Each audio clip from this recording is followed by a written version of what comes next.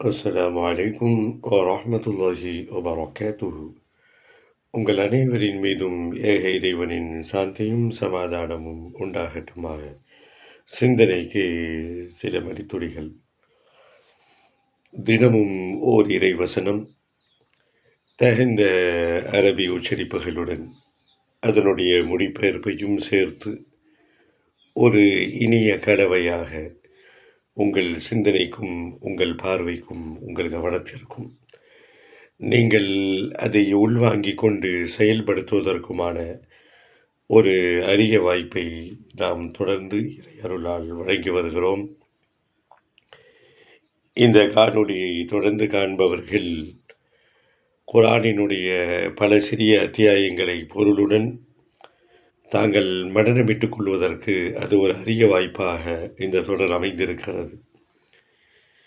தினமும் ஒரு இறைவசனத்தில் சில நாட்களாக எந்த அளவுக்கு அரபியினுடைய உச்சரிப்புகள் முக்கியம், அந்த உச்சரிப்புகள் தவறுகின்ற போது அது பாதிப்பை ஏற்படுத்துமா, அல்லது நாம் எப்படி வேண்டுமானாலும் ஓதலாமா என்ற அந்த செய்திக்கான, அந்த கேள்விக்கான விளக்கங்களை தொடர்ந்து நாம் அறிந்து வருகிறோம்.